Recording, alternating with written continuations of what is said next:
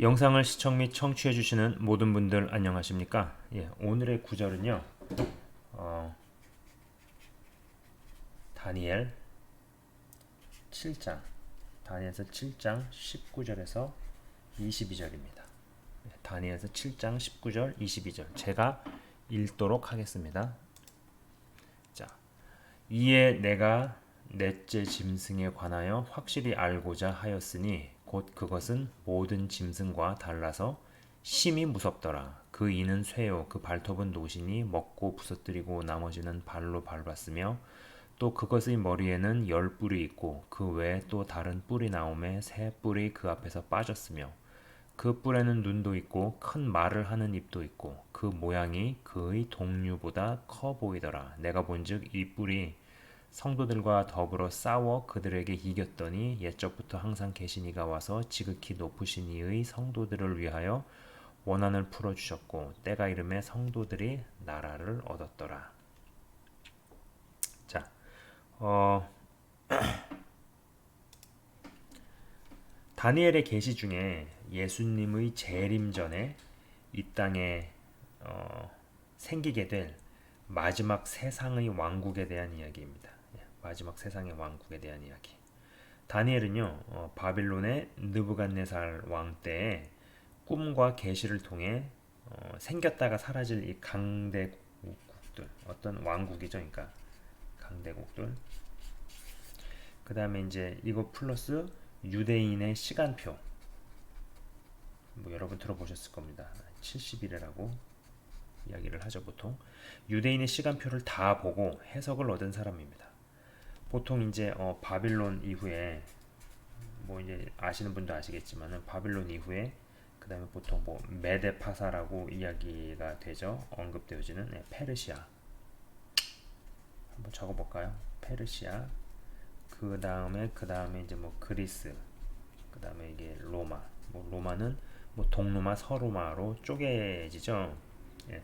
이제 그 다음에 나타날 마지막 왕국으로 이어지고 이후에 하늘에서 돌멩이 하나가 날라와가지고 확 날라와가지고 다 부셔버리는 나라와 모든 것을 깨뜨리는 대목이 다니엘 2장에 등장하는 느부갓네살 왕의 꿈에 대한 해몽입니다. 다니엘 2장 32절, 다니엘 2장 32절에서 34절은요. 제가 한번 제가 또 찾아서 읽어보도록 하겠습니다. 자, 옆에 나와 있죠. 오른쪽 다니엘 2장 32절에서 34절 그 우상의 머리는 순금이요 가슴과 두 팔은 은이요 배와 널쩍 다리는 노시요 그 종아리는 쇠요 그 발은 얼마는 쇠요 얼마는 진흙이었나이다. 또 왕이 보신즉 손대지 아니한 돌이 나와서 신상의 쇠와 진흙의 발을 쳐서 부서뜨리매 라고 기록이 되어 있죠. 자, 그러니까 뭐 아마 이 그림을 여러분들도 보신 적이 있을 겁니다. 뭐 다른 매체 아니 다른 어떤 자료나 이런 걸 통해서 보면은 제가 뭐 사람 그림 못 그리지만 여기는 이제 순금으로 돼 있어요. 그리고 말씀드린 것처럼 바빌론입니다. 그 다음에 이제 몸통이 있으면은 제 그림 실력이 뭐 다 아시니까 이쪽은 은으로 돼 있다고 나와 있죠. 그 다음에 두 다리가 있으면은 여기는 노시고 이쪽은 쇠, 그죠? 그 다음에 이 두 다리만 특이하게도 쇠와 진흙으로 구성되어 있다라는 겁니다. 자, 이 구조로 돼 있는 형상을 보았는데 각각 이제 말씀드린 대로 바빌론, 페르시아, 그리스, 로마 그리고 앞으로 도래할 세상의 어떤 큰 제국이라는 것이죠. 그리고 이제 발에 해당하는 쇠와 진흙이 합쳐져 있는 제국은 예수님 재림 바로 직전에 등장할 마지막 세상의 제국이라는 것입니다.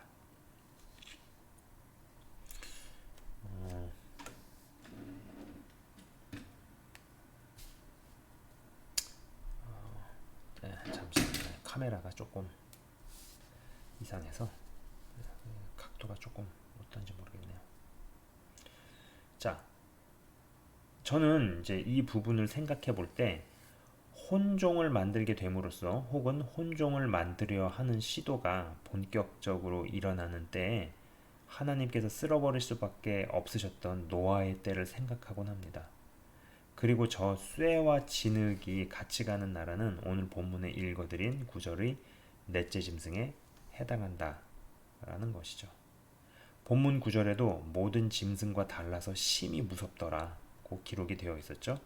아까 읽어드린 대목에서 짐승들 환상을 봤는데 그 모든 짐승들하고 완전 클래스가 다르더라, 레벨이 다르더라, 정말로 무섭더라 라고 기록이 되어 있습니다. 이 신상 환상에서도 발만 두 요소로 되어 있죠. 그죠? 다른 건 다 하나밖에 없는데 이 발만 두 요소로 되어 있습니다. 짐승 환상에서도 마지막 네 번째 동물이 독보적으로 무섭고 신상 환상에서도 마지막 발만 두 요소의 조합이죠. 그리고 그것의 머리에는 10뿔이 있고, 10뿔이 있고 그 외에 또 다른 뿔이 나오매 새 뿔이 그 앞에서 빠졌으며 라고 나오는 대목은 계시록 13장 1절 계시록 13장 1절과도 오버랩이 됩니다. 계시록 13장 1절은 내가 보니 바다에서 한 짐승이 나오는데 뿔이 10이요 머리가 7이라 그 뿔에는 10 왕관이 있고 그 머리들에는 신성모독하는 이름들이 있더라고 기록되어 있습니다. 그리고 그 외에도 계시록 13장 13장에 이제 또 일부에 13장의 내용 중에 또 짐승이 권세를 받아서 성도들과 싸워 이긴다고 기록이 되어 있죠. 이는 오늘 본문 구절인 다니엘 7장 19절에서 22절과도 겹치는 내용입니다. 그리고 제가 읽지는 않았지만 역시 계시록 13장에 성도들과 싸워 이기는 것뿐만 아니라 각 족속과 백성과 방언과 나라를 다스리는 권세를 받으니 분명히 기록이 되어 있다라는 것입니다. 자, 다니엘과 계시록에 겹쳐지는 이 대목은 전 세계를 허락된 기간 동안 다스리게 될 적그리스도가 등판하고 적그리스도 밑에서 전 세계를 열등분으로 분할해서 각각의 구역을 책임지는 10명의 지도자들을 보통 10불로 해석을 합니다. 그리고 본격적인 통치에서 클라이막스로 치닫을 때는 짐승의 표를 받게 한다는 것이죠. 이것은 분명 창세기 6장의 하나님의 아들들 플러스 사람의 딸들과 같은 혼종 하이브리드로 가는 것이고 하나님은 심판을 하실 수밖에 없는 모드로 가는 것입니다. 신상 환상에서 마지막 발의 요소가 진흙과 철이라는 것이 결코 예사롭지 않다라는 것이죠. 헌데 여기에서 저는 그런 생각을 해봅니다. 적그리스도의 등장과 함께 전 세계가 10등분이 되어서 10명의 지도자들이 등판하게 될 것이 성경의 예언이라면 지금 우리가 알고 있는 세계의 글로벌 정치 외교 지도가 있잖아요. 이를테면은 우리가 알고 있는 미국이라는 초강대국 나라가 있죠. 그다음에 유럽의 여러 나라들, 유럽의 여러 나라들, 보통 EU로 불리기도 합니다. 여러 연합에 속해 있지만은 영국이 일단 브렉시트라 그래가지고 이 유니언에서 나왔죠. 그죠? 그 다음에 중국이 있고 한국이 있고 일본이 있고 그 외에 여러 아시아 국가들이 있는데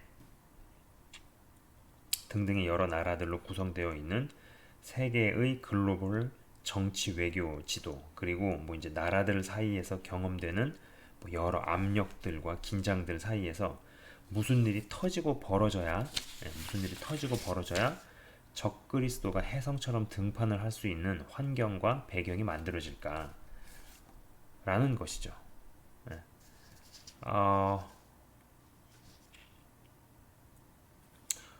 여기서 이제 어떤 일이 벌어지고 어떤 것이 빵 터지게 될 때 전 세계가 10등분이 돼서 10명의 리더가 쓰고 그 10명을 다스리는 적그리스도가 세워지고 등판을 하게 되느냐라는 겁니다. 한 가지 분명해 보이는 그림은 여러분 이 90년대에서 00년대 90년대에서 이 00년대는 전 세계의 화약고는 분명 중동이었습니다. 5.1 때문에 많이 싸우고 중동에 전쟁이 나고 이란 이라크 전쟁이라든지 뭐 쿠웨이트를 공격을 한다든지 뭐 여러 가지 그런 긴장들 갈등들이 있었죠. 근데 이게 점점 2010년에서 2020년으로 가면서 그 화약고가 동북아시아로 이동해 왔다라는 것입니다. 자, 그러면은 이런 생각을 해본다라는 겁니다. 아까 말씀드린 것처럼 미국이 있고 그 다음에 그냥 편의상 유럽이라고 쓰겠습니다. 유럽과 뭐 아시아 쪽에 중국, 한국, 일본 등등등등. 이래서 여기서 이제 여러 가지 갈등과 긴장들과 서로 어떤 외교 정상들 G10, 뭐 G20 이런 회담 같은 거 할 때 보면은 사람들 각국의 정상들 웃으면서 악수하지만은 얼마나 그 머릿속이 복잡하겠어요, 그죠? 근데 여기서 무슨 일을 터지고 나가지고 이게 적그리스도와 10명의 어떤 그 왕들로 세 판이 짜여지는 계기가 되는데 그 계기가 어떤 일이 벌어져야 되느냐, 어떤 것들이 생겨야지 이게 뒤집어진 다음에 그림이 다시 그려지느냐라는 겁니다. 저는 이 물음표에 들어가는 과정에 북한과 중국에서 일어나는 복음의 전진이 분명히 있을 거라 확신을 합니다. 하나님 나라의 반격과 진격이 일어난다라는 것이죠. 여러분, 사실 진짜 역사는요, 하나님 나라의 전진, 하나님 나라가 전진을 합니다. 그럼 사단의 나라가 반격을 하죠. 그죠? 하나님 나라의 전진과 사단의 나라의 반격이라는 구조로 진행되어 왔다라는 겁니다. 이게 진짜 역사라는 거예요. 예. 우리가 학교에서 배우고 보고 듣고 배우는 이런 세계사가 진짜 역사가 아니라 그 안에서 진행되어지고 있는 하나님 나라의 진격, 그리고 그 진격을 막아서는 사단의 나라. 그러나 이것을 더 센 힘으로 밀고 나가는 하나님의 나라. 그럼 더 강하게 막아서겠죠. 이러한 식으로 점점 나가고 막아서고 하던 중에 그 클라이막스 지점에서 빵 터졌을 때 사단이 최후의 자신의 영혼을 갈아서 만든 카드를 던진다라는 겁니다. 뭐겠어요? 적그리스도 등판시키는 거죠. 강한 힘으로 전진하면 그에 맞서 맞고, 또 그러면 더 강한 힘으로 하나님의 나라는 전진하고, 그리고 사단의 나라가 그에 맞서 강하게 막으면 더 강하게 하나님의 나라가 치고 나가고, 이러한 사이클을 반복해 나가던 중 사단의 나라가 크게 한 방 제대로 먹인 사건이 저는 코비드-19 우한 폐렴이라고 본다라는 겁니다. 자, 이게 터지면서 전 세계 경제가 휘청했죠. 뭐 이거 여러분 잘 아시는 바입니다. 휘청했고, 그리고 지금도 사실 휘청된다라고 생각을 해볼 수 있습니다. 사실 저는 이 사건으로 인해 뭐 여러분 아시는 것처럼 이 관광, 그 다음에 뭐 관광과 항공업계가 직격탄을 맞으면서 선교 사역이, 여러분 이 선교 사역이 스톱이 되는 것을 보면서 와, 정말 신박힌 전략이구나 싶은 생각을 했었습니다. 여러분, 회사 CEO가 대단한 공을 세운 직원에게 승진시키고 보너스를 주듯이 아마도 이 사탄이죠. 미스터 사가 이 일을 기획하고 실행한 악한 영을 승진시킬 만한 대단한 전략이구나라는 생각을 해보았다라는 겁니다. 여러분, 보통 이 선교 전략에서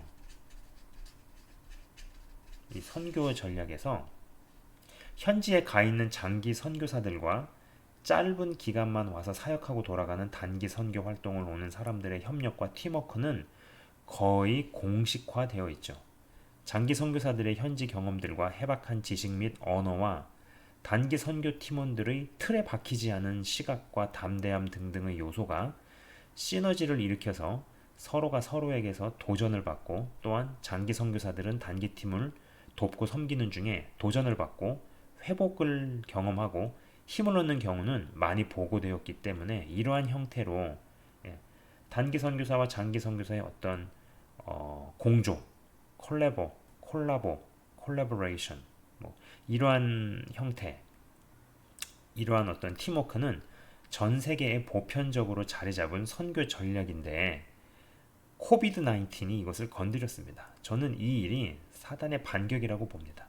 그리고 이 코비드가 종식이 되고 나면 분명 미국과 중국의 갈등, 뭐 안 그래도 그 전부터 살벌하게 무역 전쟁을 하면서 부딪혀 오던 차였습니다. 그죠? 네.